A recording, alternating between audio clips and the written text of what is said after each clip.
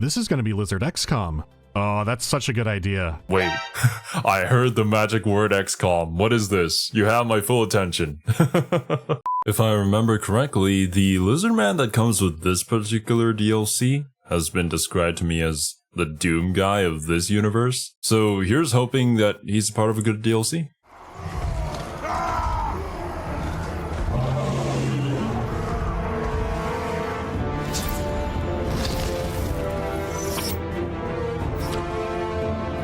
It's the final DLC for Warhammer 2, God willing. Now they did add in a lot to talk about, probably more than most people expected, but there's also been a patch since the last DLC video I made. It wasn't worth its own video, but it's worth pointing out the two major features here, especially because one was a major complaint of mine. The weirdly implemented forge mechanic for the sisters now has a proper interface. Actually, it's the exact— Oh, thank goodness. I just got done watching the previous DLC video, and yeah, that forge mechanic was not it, man. It was pretty lame. Kind of menu I wanted. The effects and values even got tweaked to make it more worthwhile as well, so good on them for properly fixing that. They also added Rakarth as a legendary lord for the Dark Elves. He's even voiced by Mr. 20 Good Men from that one fantasy show. You know, the one who was called, Lena Headey was in it? You are doomed, human. You simply do not accept it yet. Merlin? 2 nights ago, you slept with a woman. Her mother was the Lady of Grain. Your mother! Oh, shit. Let's move on to the new free stuff. My other big complaint in the last DLC video was the unit cards. Muted colors, lots of negative space, just really hard to read. They fixed that too. Art from that pack and the one before it has now been replaced. Dude, that looks so much nicer. The colors are also different, making the eligibility even easier. I was hoping that they would make a change in Warhammer 3, but I guess we don't even need to wait till then. Awesome. They're vibrant, convey more, and are significantly easier to read while playing the game. Again, I'm very happy to see this. The auto-resolve bar is now just auto-resolve. It now directly shows the battle outcome along with what units will be wiped completely, so no more surprise vanishing artillery. Now, does the auto-resolve appear to have improved? That wasn't the case before? Damn. So you just had to like roll the dice and hope that the units that you don't want to die don't die? Benny. Well, no. But it means being surprised by dumb results far less often. There are other minor new UI changes, but nothing worth talking about here.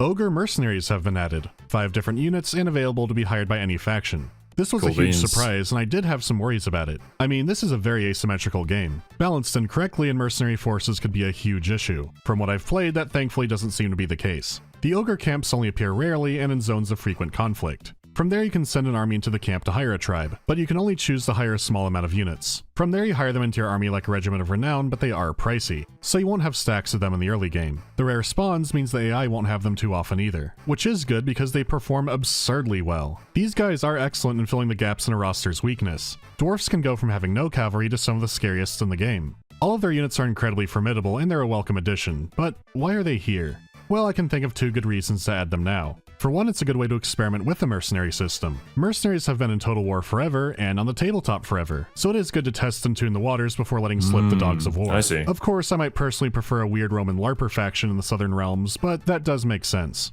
It's also very clear that the Ogre Kingdoms are likely to be the pre-order race for Warhammer 3. You might have been there at 2's launch to remember Norska, or even a year after 2's launch. I don't trust them to merge a race in last second again, and I don't think they trust themselves either. That's a lot of information you have to merge. What you're getting now is a free sample. Add in some rare Wrecking Ball units into Warhammer 2, then announce the Kingdoms as a free race if you pre-order. Now the players think of those dangerous mercenary units, but a whole army of them. If that's what's happening, it's a pretty good idea. All that said, my one disappointment here is that some factions don't have the option to challenge the ogres. You can only walk away from them. The game already has points of interest at sea where you can fight for treasures. This could have been a good opportunity for testing something like that on land. But again, this was already way more than I was expecting, so I can't complain too much. Moving on from ogres, a lot of legendary lords had their skills reworked. For example, Throg can unlock special unit banners and resurrecting trolls. Quite a few were reworked and I can't go through all of them, but it mainly seemed to focus on leaders who had fallen behind. Okay, let's move on to the race rework. Okay, cool. The wicked flee before me.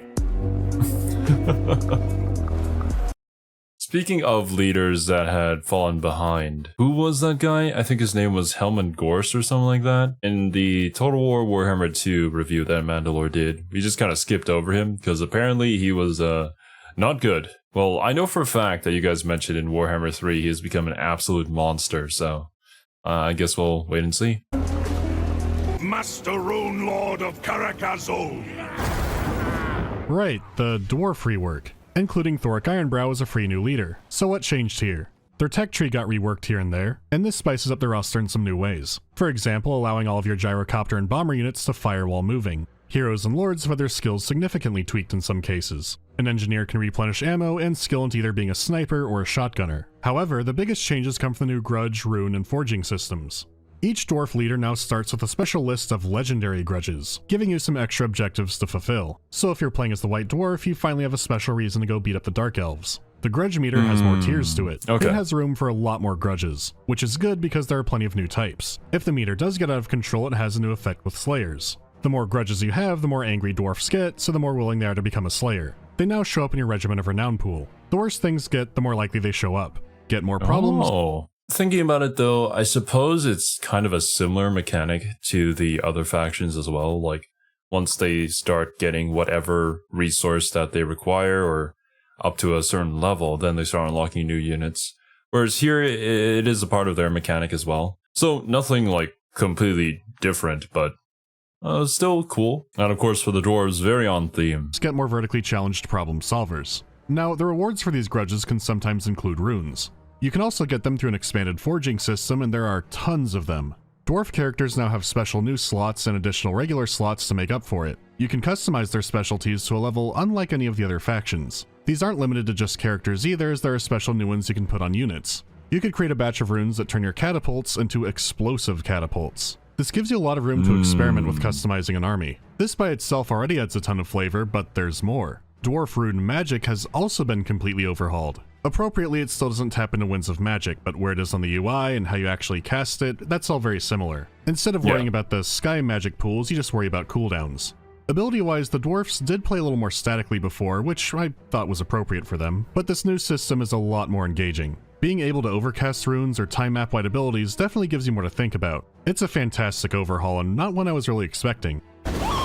This brings me to Thoric. On the Vortex map, they've added him into the increasingly chaotic Lustria Bowl. It would have been funny if they did that in Mortal Empires as well, but instead they threw him down in Carrick Zorn. That's understandable since Mortal Empire's Lustria is ridiculously crowded, but his Vortex jungle start is a lot of fun. When the trees start speaking Queekish, the whole jungle comes down. The change in scenery is a welcome refresh from fighting orcs non-stop in the early game. The start position alone has a lot going for it, but Thoric does have some quirks of his own. He's in a... Are the starting positions decided by lore? Or more just like, oh, we feel like you would be best put here because there's too many people over there already, and then we'll come up with some sort of lore to justify you being there. Especially conservative and traditional dwarf, which is like saying this is especially wet soup. Him seeing new warfare technology is like an old man seeing a PDF file. He gets that it's useful, but he doesn't understand it, so he hates it. The game reflects this by having him buff up traditional weaponry like grudge and bolt throwers, along with quarrelers and warriors, whatever's proven to work. Except he makes grudge throwers into homing grudge throwers, and turns bolt throwers explosive. Keep in mind, this is before applying rune upgrades to them. Grandpa has no license, but boy is he gonna drive. In his campaign... So he likes the traditional weapons, but in order to balance it for gameplay, he can buff those traditional weapons to make them as good as the new stuff. Good counterbalance. He's searching for powerful artifacts. Reforging them gives you permanent faction-wide buffs. Massive resource increases, a punch ghost, a dinosaur. The only catch is the artifact parts are in marked cities, which you'll need to smash down or take over. By Morgrim, our artillery now has no equal. The focus away from the ultra high-end units the dwarfs have make it a campaign worth playing, double so when it's free. So now I can start on the rework that people were actually expecting. The Beastmen were in a sorry state before, but they were also the first DLC for Game 1, so do owners of this get a special kind of edition like they did with Wood Elves? No. Maybe they realized the chart system was a nightmare. Okay. I guess you did get a Brave Shaman Lord for free, which is cool because they did need a caster lord, but if you buy the DLC, you also get one. It seems they're hoping owners will be happy with the rework and the changes they did to the lords in it, which do vary around. Kazrak makes his army poisonous and buff scores, but he still seems like the I'm learning how to play Beastmen Lord. Nothing wrong with that, but the other two ended up being much more interesting. Malagor is now a very scary caster, a flying one. His hybrid magic makes him versatile. Morgur now buffs Chaos Spawn even more. He gives them horrible regeneration, letting them resurrect units, and unlocks special unit banners, very similar to the new Throg. So an army of Chaos Mutants is much more viable under him now. He has gotten spookier off the battlefield as well. Just by raiding a region, he'll cause attrition to all the armies in it, along with emanating a lot of pure unshowered Chaos corruption. So the old guys were looked at and brought up to par. Would the old pack be more alluring if it had a new lord like Drycha? Sure. But then again, Morgur was already a free edition that came with the Wood Elves patch, so that could be how they justified it. I mean, no matter what, this DLC for DLC shit is tricky. Because on one hand, I will gladly take all the free new dwarf stuff over a new legendary lord for the Beastmen. I'll get more into why that is soon, so let's look at the rest of the rework. I've heard the Beastmen are very, very good Horde now. armies have always been an issue in the game. Well, much it's better fun than to they move were in around, release, but easy so to screw up and lose. let's see With it. the Beastmen, they've finally found a lot of solutions. The biggest one being, let's give up on the pure Horde thing. Instead, when you defeat a city, you can then designate it as being a Herd Stone. Because for Beastmen, a big shit rock is the most civilization you're allowed. It's a pit stop you can replenish and get armies out of. But more than that, where you put the Herd Stone designates your hunting grounds. The few buildings you can make on a Herd Stone either buff up your own forces or debuff the enemy. It could be a simple stat adjustment, or it could be a chance of plague. The point is that these marked blood grounds are your fun grounds. Not only will you be more effective fighting inside them, but there's a purpose to the marking. Enemies in the hunting grounds are marked for removal. As you do this, these point values build up on your Herd Stone. When you have enough points built up, you can conduct a ritual there. You don't have to do this as soon as it's I remember this being one of the main reasons why it felt kind of, I guess, not as fun to play as the Beastmen. Simply because as a horror army, you were kind of just running around, beating up people, and then running around some more, beating up more people, but like not really getting anything out of it or having really any clear objective. By adding this, it feels like you can move with more purpose and plan out your moves a lot more. AKA, you know, the fact that it's a strategy game, so you gotta like strategize. So technically it's not like a pure horde army anymore, since the Herdstones you could maybe count as like being a settlement, but it's also not, so it doesn't really take that away from the Beastmen. It just gives them more, which is, I would think, a very nice addition. ready, you could hunt around for more targets to build up a higher score. You can only do this ritual once per Herdstone. You can't do take-backsies against Chaos Gods. Any ruin in these hunting grounds now belches out corruption and is uncolonizable until someone takes down your Herdstone. So in a way you are empire building, but it's an actual empire of dirt. The stupid colonizing merry-go-round is no more. I can finally know peace. As for the points, they go towards your Ruination meter. This paces out your progression in a few ways, like what units are available to you. Beastmen units are all free now. No upkeep, no nothing. You still need to make buildings to recruit them, and some units will have caps. You still need your money to create Horde buildings and your Herdstone buildings. Thankfully, you don't have the growth level tied to building whatever it was anymore. Growth only affects the main settlement building, which governs what you can build at that level. Your Beast Rage thing mainly just governs growth, so very simplified. That's a good thing too, because the Beastmen have yet another currency. Along with your money, Beastmen now also have Dread, which is an ominous way of saying mischief points. Dread gets you all kinds of stuff. You can unlock new levels of Herdstone upgrades, increase your unit capacity, gain or confederate a legendary lord. The list goes on, but it gives you a lot of options in how you play. You could unlock more armies to spread the pain around, or specialize in a scary doom stack. Even the new tech tree reinforces this idea, which is now made up of challenges. Go and ravage the map in a specific way, and certain technologies unlock. A special location might even have a Awesome. Getting the tech tree and, well, really any unlocks and rewards to encourage you to, well, play the faction as it's meant to be played, yeah? Just much better design choices with this update than they had at the beginning. Special Herdstone attached to it. So the act of picking out where you rampage to get extra bonuses has an additional layer of strategy to it. There's even more depth and ways these systems synergize with each other, but I think you get it. The Beastmen have gone from arguably the worst and most brainless campaign in the game to being one of the most engaging. When you get the hang of them, you could probably steamroll the map faster with them than any other race. I really have no complaints here. This is actually seeing some Midas Gold magic. It took 5 years, but the Beastmen are actually a blast now. They keep what's strong and fun about being a Horde faction and got rid of a lot of stuff that didn't work. Imagine being a Beastmen fan. Waiting 5 years for your faction to finally be playable. Damn. I wonder how that must have felt. They added a whole bunch of new features, but with proper limitations. Sure, when the war machine gets going, you can grab everything, but the early and mid game is much more interesting and varied. Besides, when the Ruination meter fills up, you're supposed to have your final battle then. A lot of attention was given to try and pace it out. Okay, so here's what the paid DLC brings to the BC Boys. Alright. That's a good point. We haven't even gotten to the paid DLC. I thought we already were there. No, that's just the free update. Rivalry for this pack is Torx the Brass Bull versus Oxiodal the Chameleon Skink. So the lizard was in the realms of chaos for a few thousand years, waging a one-person guerrilla war campaign against them. One person, one man, one chameleon, I don't know. His motivation is he wants to kill chaos. As for Torix, he's more of a Minotaur Teddy Roosevelt. Except Torix said the world is my safari, and I will kill any animal larger than a wristwatch.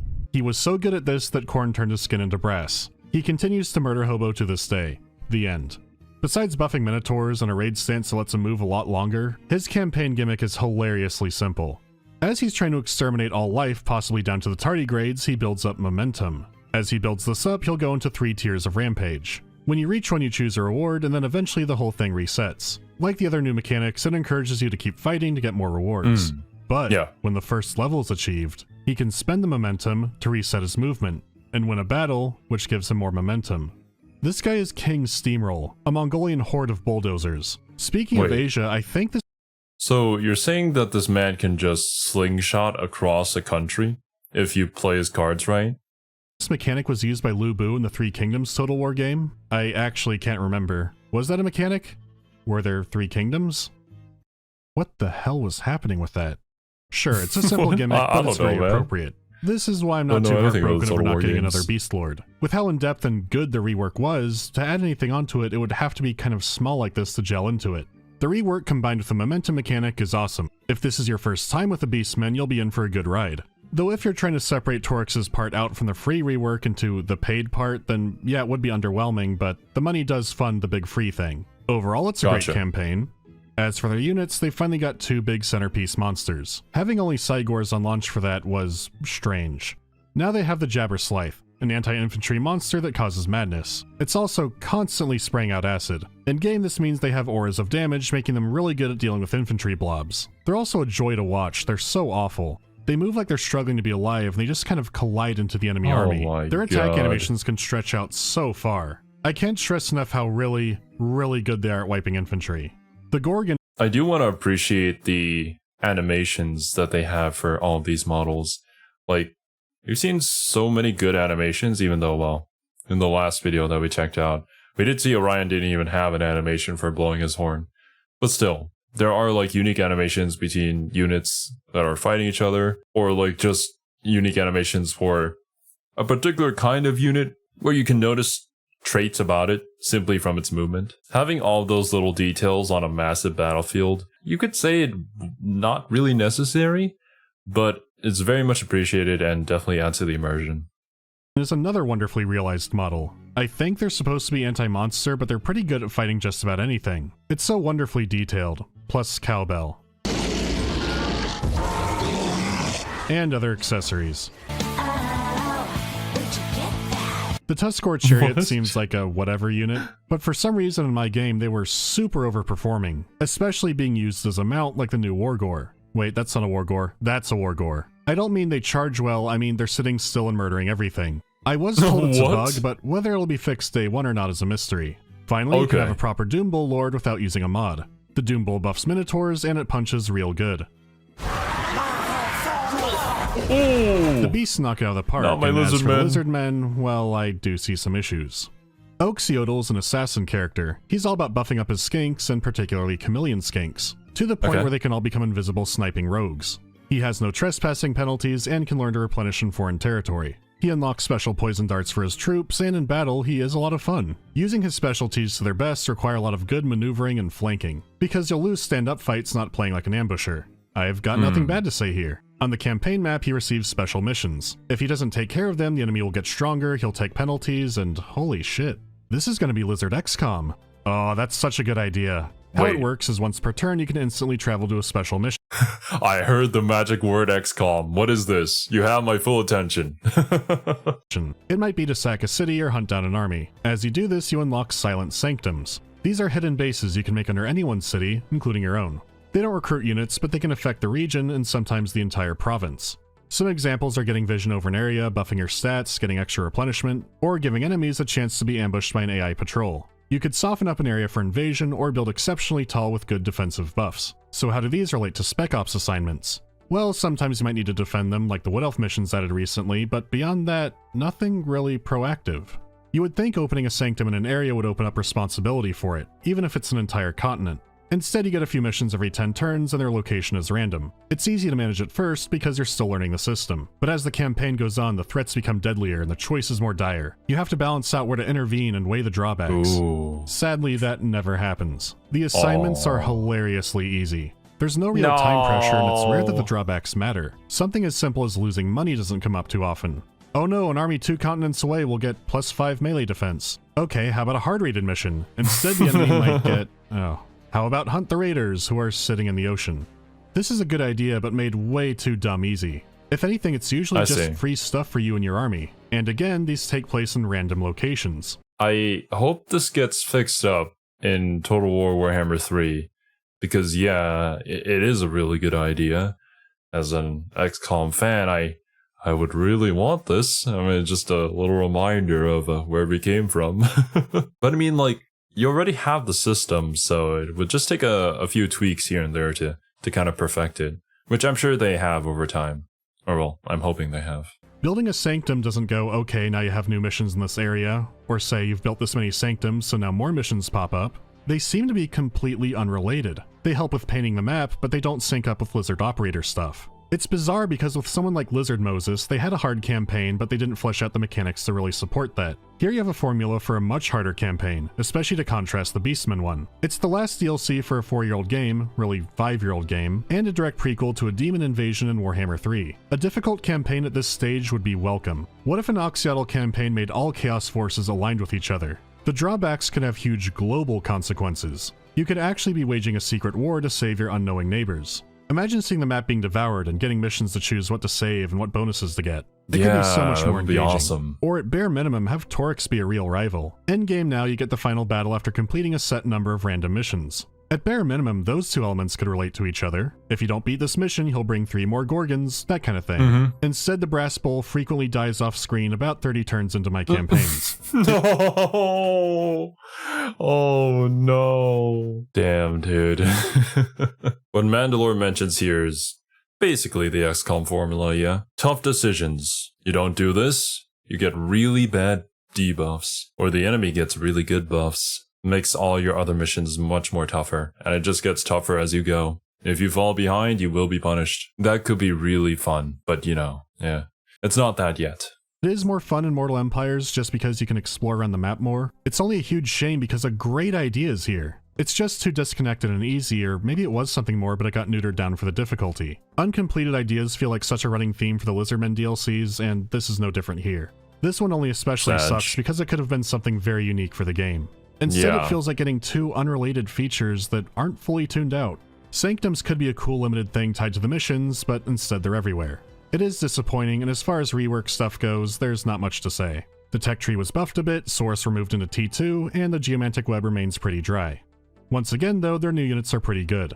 You have Chameleon Stalkers, which are decent melee fighters, but fire off a few shots before going into combat. They go a long way in making little lizard armies more viable, though outside of Oxyotl they can't really stand up to the Saurus Tide of Death. Troglodyons are the new cool dinosaur. They can hold their own in a stand-up fight, but their real strength comes from their ranged attack. The Feral variant is cool, but I suspect most people will see it with a new Skink Oracle hero, since he can never get off of it. Having a ranged, fast-moving monster caster is really something. It's definitely their best new unit this pack, which means it might get salamandered by the multiplayer cabal. God help us if your precious elves aren't perfect. Finally, you have the Coatl, which is a flying support casting monster. It gives units below its stock as well, so it's a weird one. I don't harp too much on liberties taken from the tabletop model, but this one is weird. It doesn't evoke the image of a flying snake, especially with a big beak on it. I have to wonder if they made some kind of Cathay model and then based this off of it. It also can't land, giving it these cool flying attack animations, but also a lot of jank. It looks bad when big monsters get stuck, but none look quite so bad as the Coatl. I'm not sure this is really a fixable bug, just more of a deeper warscape issue, but whatever's happening, it's bad. So as far as the DLC pack balance goes, not a whole ton of surprise. I mean, it looks fine. Obviously, this dinosaur over here looks way better. But I do have to agree that it doesn't really look like a Lizardman unit. I don't know. I mean, it's got the scales, but like, wouldn't it look more like a dragon kind of thing? Or like, well, more lizard than the other kind of dragons? How would you make something more lizard than the other dragons? Just a flying snake. Yeah, just probably a flying snake. But once again, here's hoping that whatever landscape issue they have in engine gets fixed in Warhammer 3. Prizes. Blizzard's got cool new units and what feels like an unfinished campaign idea, and the Beastmen are running wild with victory. If you never played Beastmen, this is an easy recommend. If you like them and want the other lords, get Call of the Beastmen on a sale. It's still not worth the $20 unless you want to go back to Warhammer 1 and play their mini-campaign, I guess. If you're getting lizards, it's for the new lord and the units. The campaign feels like it needs work. Stability-wise, there are definitely some noticeable bugs and some crashes. Your mileage may vary. Looking ahead to Warhammer 3, I do feel worried about it if it comes out this year. Warhammer 2 has so many systems added by DLC like secret bases and plague and just stuff that desperately need proper unification and counters. I also hope those unit cards are placeholder, and I don't get why everyone in Kislev is getting a bear. Spreading the special cool thing to everyone makes it not special anymore. But whatever, I do hope it gets delayed. The Warhammer 2 launch was rough, and I'd rather not see that again. Thanks for watching. Come back next time for something, I guess. Well, for us here in the future, Warhammer 3 has certainly done a lot of good. It looks a lot better than what Mandalore just showed us here. I guess that might have been like demo gameplay or like a in-game cinematic kind of type deal. Because I'm pretty sure that Warhammer 3 doesn't look like that anymore. Super happy for all the Beastmen players out there because what the Beastmen were before now was not it. But my biggest takeaway from this video is definitely this XCOM-like campaign. Oh, please, please, dear God. I wish that they fixed this because, like, if I had to drop money on a DLC, it would be this if I get to have a taste of XCOM and Warhammer 3.